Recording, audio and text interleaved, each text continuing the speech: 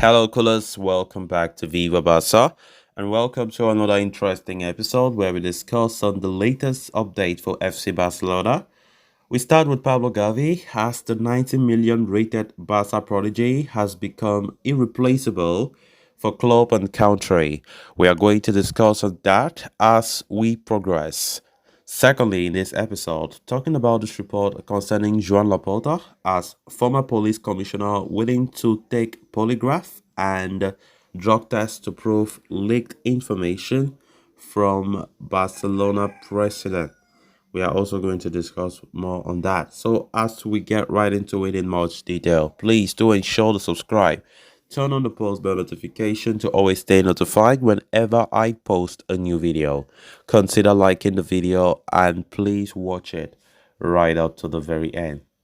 Barcelona have had a great influx of talent from La Masia into the first team setup in recent seasons. Ansu Fati, Nico Gonzalez, Alejandro Bade, Lamine Yamal, and Fermin Lopez are some of the names that have broken through.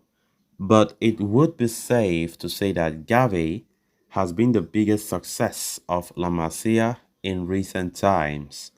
Gavi had his first team initiation during the 2020-21 season when Koeman was in charge, with the midfield sensation having been just 17 years old at the time, and he has not looked back ever since, growing into one of the best young midfielders in the game and becoming a mainstay in the sides.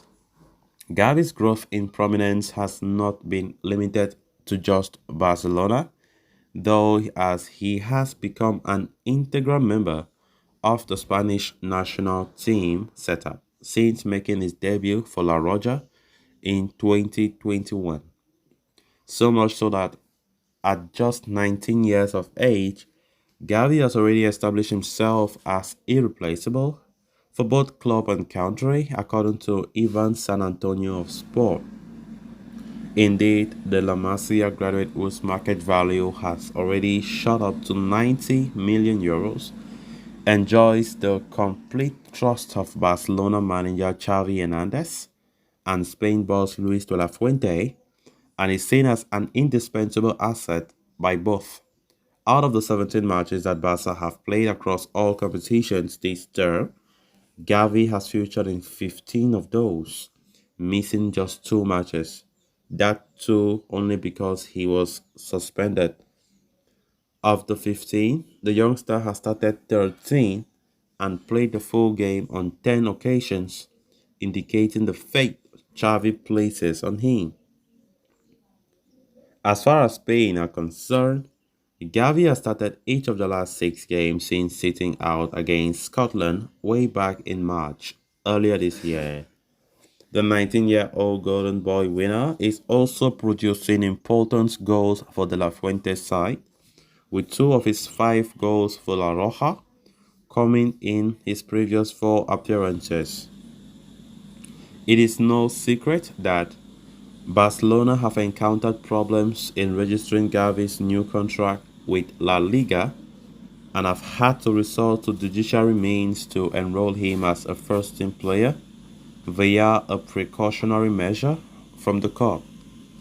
As such, the Blaugrana are eager to make Gavi's first team registration through non-judiciary means, but need to generate fair play margin to do so.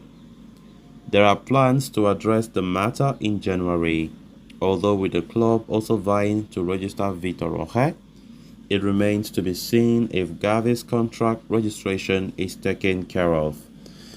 Of course, Gavi has always been an important player for Barca as well as for his country Spain. Xavi Hernandez have always used him when fit and available.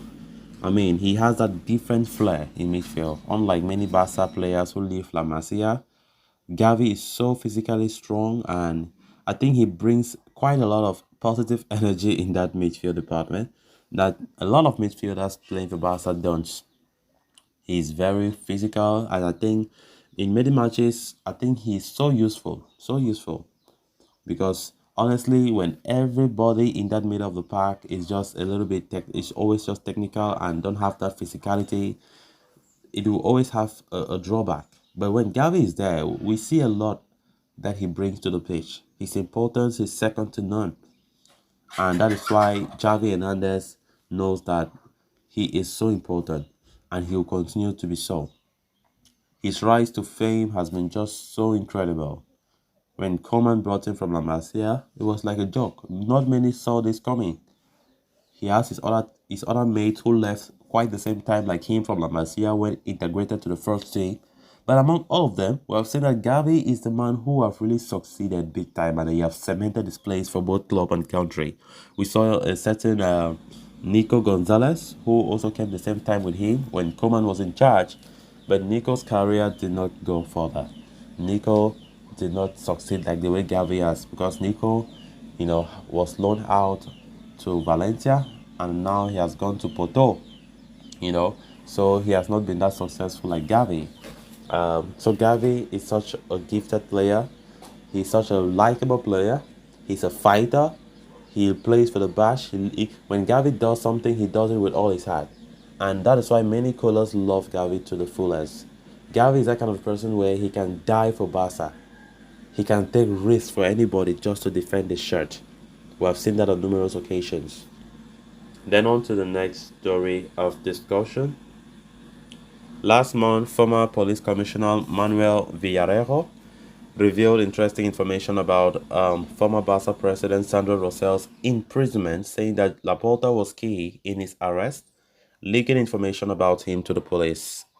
Villarrejo said, although he is not a politician, there are three kinds of enemies in public: the furious, the bloodthirsty, and the party colic. In case of Mr. Rosell, it was Joan Laporta who gave us the information about him. Laporta was quick to deny the former cop's allegations, with reports claiming that the information was categorically false and that he would take legal action against Villalero, likely due to defamation. Um, Villalero has reappeared in an interview recently and reiterated the statement he made over a month ago. He even claimed that he is happy to take a polygraph test to cement his claims.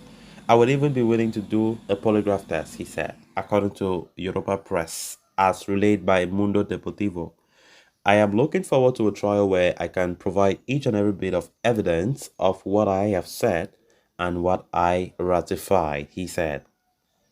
Villallero seems rather confident in his claims and even went on to say he will be happy to take drug tests, he said. I don't know if the other parties, everyone who wants to talk about me like that, will be willing to keep it. I'm delighted to take a drug test. The former police did mention that the information allegedly provided by Laporta was not shared in an attempt to put him in prison, but instead to seek a place in him as a key element in the independence movement for a series of actions to be carried out against him. So, guys, with that, we have come to an end of this episode. Thanks a lot for watching. Until next time, bye bye.